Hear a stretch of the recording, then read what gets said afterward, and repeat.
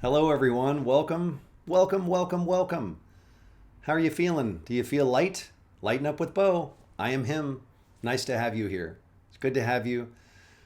I'm taking you through the lessons in A Course in Miracles. If you don't know anything about A Course in Miracles, that's okay. Whatever brought you to my channel today, I'm so blessed that you're here. For those that are continuing to do the lessons, hang on tight. You're on a ride, baby. Enjoy the ride. Take a breath. That part of the mind that's like, all right, let's get to the good stuff. Interesting. I'm imagine that can't be the spirit self that's in a hurry. So in case you are doing the lessons and you're like, God, give me the answer already. By the way, I relate to that. However, that is not your soul. That's the ego that thinks that you're not already home. Spirit knows you're just remembering the truth that's already true. So in essence, there's no rush because you're already home. Only the ego's frantic. So whatever brought you here, I hope that when you listen to these lessons, whether you're doing the Course in Miracles or not, you feel a little bit lighter. Even if you just come for this one day, I hope it helps. But if it inspires you to look into A Course in Miracles, to read the text, which is 800 pages of text that softens your inner foundation of insanity, it's a lot. Read it slowly. And then these lessons, which are the work to restore your mind to the Christ mind, the Buddha mind, the awakened mind, whatever you want to call it. The Course calls it the Christ mind, but it's the mind we all share, and it has nothing to do with the brain or the intellect. It has nothing to do with the you that you think you are. So the lesson today is Love Holds No Grievances. That's lesson 68. But again, no matter what, I hope you just feel a little bit lighter and a little bit more at peace. And today's lesson, if I could really sum it into just what it really is, love holds no grievances. Meaning, if you let go of all your grudges, all your resentments, you will be at peace. If love is what you are, right? The last lesson was love created you like itself. And if this is the only truth, and it is, then you are only love at the highest level. There is no other reality to your being. Well, then it would be impossible to even have a grudge, to have a resentment, because love is only love. It has no fear, hatred, judgment, blame, criticism. It's just in love always. Hey, where'd my little spider go from the last lesson? Anyway, so the essence is really, you got to let all the grudges go. If you want true happiness and peace, you got to face what they are and release them and forgive them. Not forgive them out there, forgive the part of your mind that held on to a grudge so that it could keep a smoke screen up to what you are truly are, to the one intimacy that you can have with other. Because there is no other, they're really you. All judgments, all grudges are really just ways that we keep ourselves in a state of separation or seeming separation. So that's really what it is. If you really are going to take your part as a savior in the world, to remember who you are, to save others by remembering who you are, you have to let go of all grievances. So let's begin. Lesson 68, Love Holds No Grievances.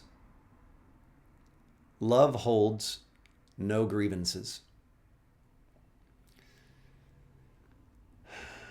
You who were created by love like itself can hold no judgments. Remember, I like to change the words to make it easier for everybody. So if you're reading along and you go, that's not what it says, I'm consciously changing the words in the moment to be more universally relatable for those that are Course in Miracles students or for those that are just spiritual newcomers. You who were created by love like itself can hold no grudges or judgments and know yourself. So you who were created by love can hold no judgments, no grudges, no condemnation, and truly know yourself. To hold a grievance is to forget who you are. To hold a judgment is to forget who you are. It's one thing to have a judgment. It's another thing to hold a judgment. To hold a judgment is to forget who you are. To hold a judgment is to see yourself as a body. a body. It is the decision to let the ego rule your mind and to condemn the body to death. So what causes the seeming illusion of death in a body? Holding judgment. Paragraph 2. Perhaps you do not yet fully realize just what holding judgments does to your awareness. It seems to split you off from your source and make you unlike it. Then it makes you believe that it is like what you think you have become. For no one can conceive of its creator as unlike itself. So what it means is, let me go through this. Maybe you don't realize what holding judgments does to your awareness. So first, when you hold a judgment, you become something that holds something other than love, because love's just in love. So once you hold a judgment, it seems to split you off from your infinite loving source, your creator, because now you're your own self with your own little thoughts, and then make you unlike it. So now you're not like it anymore, because now love is perfect love, and now you're this thing with some fear and kind of judgment and anger and resentment, and so you're now apart from love. Look what you've done. However, then it makes you believe that God, it, is like what you think you have become. For no one can conceive of its creator as unlike itself. This is why most of us, unfortunately, for thousands of years, we believe God judges. We believe God punishes. We believe God condemns. Not because God does any of this, but because we've spent thousands of lifetimes judging, punishing, condemning, murdering, killing, and it would be too painful to believe that we actually made ourselves unlike God. So therefore, God must be like us. So instead of us being the way God made us, now God is the way we made ourselves. Insane. Did that make sense? It should have. Play it back a few times. Paragraph 3, shut off. So now it continues. Shut off from your capital S self, which remains aware of its likeness to its creator. Your self seems to sleep, while the part of your mind, the ego self, that weaves illusions and fantasies in its sleep appears to be awake. So I really want you to be listening slowly as I read this. So now, in a state of seemingly being shut off from your capital S self, your true self, which remains aware of its likeness to its creator. So that part of yourself always knows that it's like God. Your soul always knows, it's in constant knowing that it is like its creator, perfectly whole, perfectly at love. Your self seems to sleep now. And the part of your mind where you've become identified as a body that can judge and condemn, that part of your mind, it weaves illusions in its sleep and it appears to be awake. Don't we all walk around going like, yeah, this is me. This is who I am. I'm good to go. I don't know where my soul is. I guess it's taking a nap. I got to go find my soul. Can all this arise from judging and holding judgments? Can all of this arise from holding judgments? Oh, yes! Exclamation point. For those who hold judgments, deny that it was created by love.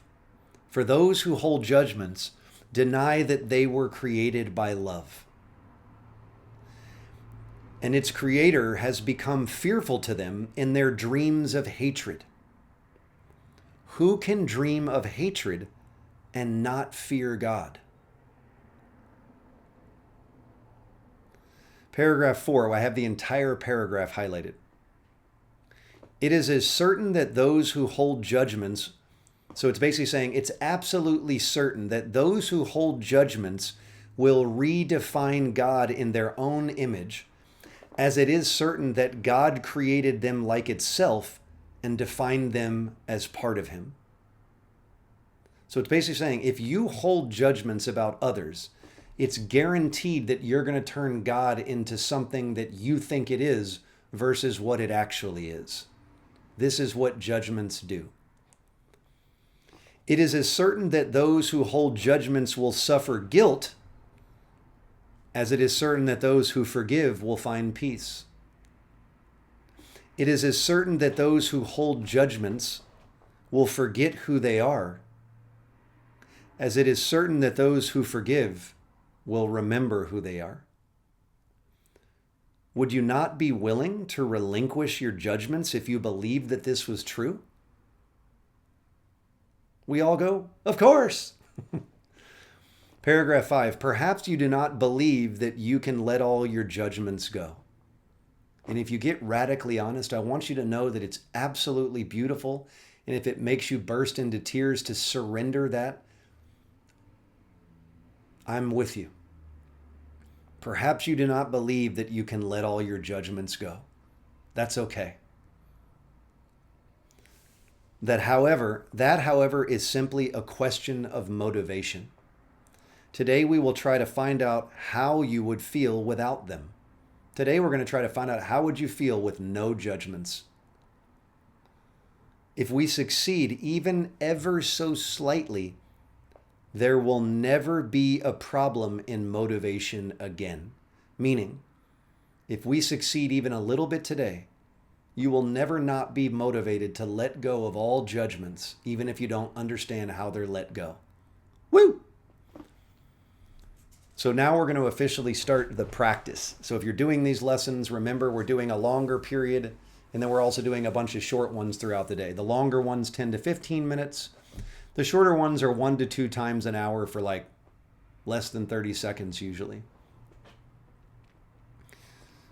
Begin today's extended practice period by searching your mind for those against whom you hold what you regard as major grievances, major judgments, like big time judgments. So you're going to say the lesson, love holds no grievances, and then you're going to close your eyes. And if you're being radically honest, you should have no problem with immediately, definitely at least one family member, the government, the president, you get it. It'll come in quick. God, maybe, who knows? So begin by searching your mind for those who you hold really big judgments. Some of these will be quite easy to find. And then think of the seemingly minor judgments that you hold against those you like and even think that you love. And if you're radically honest, you have close friends that you hold little judgments to. You know, like, hey, they're my close friend, but let's be honest, they're in a relationship that they don't even want to be in. Oh, judgment, like they're abandoning themselves. Whatever. You have little judgments. It will quickly become apparent that there is no one against whom you do not cherish judgments of some sort. Meaning, when we think we understand the qualities of somebody and we call it discernment, judgment. When we call it, well, I'm just right. Cool, judgment, right? It's not truth. Because if I hold something to be true about you, someone else doesn't, then that means it's not universal. And if it's not universal and encompassing with everyone, it's just an individual fantasy judgment. It's a distortion of the truth. It's not real. We want the truth to be true and only the truth. You can't be in judgment and be happy. You cannot have judgments and be in love. This has left you alone, so it will quickly become apparent that there is no one against whom you do not cherish judgments of some sort. This has left you alone in all the universe in your perception of yourself, meaning how you currently see yourself, most of us. Being in these constant seeming discernments and judgments that seem to keep you safe is also what keeps you feeling seemingly alone in all the universe. We're still in the longer practice period. Determine now to see all of these people as friends. So you've come up with the list. Now you determine, I don't know how it's possible, but I want to see all of them as my friend. Say to all of them, all collectively, thinking of each one in turn as you do. So you basically are going to think of all of these people that you've just thought of as in one big group, kind of seeing all of them at once. I would see you as my friend, that I may remember that you are part of me, and come to know myself? How can I come to know who I really am if I think I live in differences and other and separation from you? If our self is one whole loving essence, if I'm in judgment with you, I'm disconnected from you, from everyone. So if I would see you as my friend, that I may remember that you are part of me and come to know myself. So you say that with eyes closed.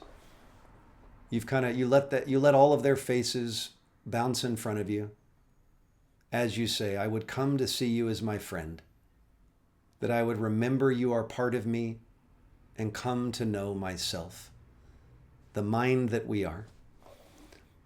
Now spend the remainder of the practice period in thinking of yourself as completely at peace with everyone and everything, safe in a world which protects you and loves you and which you love in return. So this is the longer 10 to 15 minute period where you're just sitting in silence, following your breath. Remember, if you get distracted, you can always say the idea for the day again. Love created me like itself. And thoughts that might come to you that are related. My friends who I am one with, who reveal to me who I am, or whatever. But you're now going to just be thinking of yourself as completely at peace with everyone and everything. So maybe you're going to see some vision in your mind. It doesn't matter. You spend the rest of it thinking that you're at complete peace with everyone, safe, in a world which protects you and loves you and which you love in return, period. Try to feel safety surrounding you, hovering over you, and holding you up. Try to believe, however briefly, that nothing can harm you in any way. At the end of the practice period, tell yourself, so when you're done with your 10 to 15 minutes, if you've set a timer, then you can open your eyes and read this or say some version of this. Love holds no grievances. Right? Love holds no grievances. When I let all my judgments go, again, I like to use the word judgments. Love holds no judgments. When I let all my judgments go, I will know I am perfectly safe. You want to feel safe forever? Let all your judgments go. Period. Hey, world out there. You want to see a peaceful, harmonious world? You let all your judgments go. All of them. And now we do the shorter practice period. So the shorter ones where you do like 1 to 2 times an hour should take a quick application of today's idea in this form or some version that feels relatable. Whenever any thought of judgment arises against anyone or anything, physically present or not present in front of you, you just say to yourself out loud with eyes open or closed, or in your mind with eyes open or closed, love holds no grievances, love holds no judgments, let me not betray myself, capital S. Because ultimately when we judge, we betray the self we all share. We don't mean to, but that's what we're doing. In addition, repeat the idea several times an hour in this form. Love holds no grievances. I would waken to myself by laying all my judgments aside and wakening in God, in truth, or some version of that. If you have the app on your phone, a few times an hour, you can just glance down at that and read it in your mind. So if you want to live in love, if you want to be the truth, if you want to save the world and save yourself, you got to let all judgments go. You got to let all grudges go. And you got to do a little homework inside your mind. All you got to do is get radically honest. The grace of spirit will do the rest. So feel free to comment in the comments if you'd like. Feel free to reach out if you have any questions. Go to lightenupmovement.com. That's my website. You'll see my YouTube videos. You'll see my Insight Timer talks, where I also do live broadcasts sometimes. And you'll also see some fun merch I made. I made this cool little heart logo with a smiley face, and then the lighten up with the arrow pointing up. These are not meant to be spiritually bypass symbols. They're meant to be symbols to wear in joy, so that I remind myself to connect to the truth, the higher self, the lighten up to the part of my mind that knows I am safe forever. I am blameless, innocent, holy, and lovable. And that in that state, nothing can harm me. I am safe always. And that's how I live lighter. That's how I live at ease in the midst of any storm. So if you enjoyed the lesson, feel free to comment. I'd love to hear from you. If you want to follow along, you can subscribe. If you want some one-on-one support, again, go to my website and contact me. I'm happy to support in any way I can. So stay blessed, stay light, climb a tree, go swing on a swing, play with some friends. I'm working on a big multi-million-dollar space to where adults can come in and play and connect and remember their joy. So just connect. Once you're not doing live in lightness. It's not serious. Only the ego is doing the lessons with seriousness. It already knows that you're free. We're just remembering. We're just remembering together. I'll see you soon on another lesson. Be well.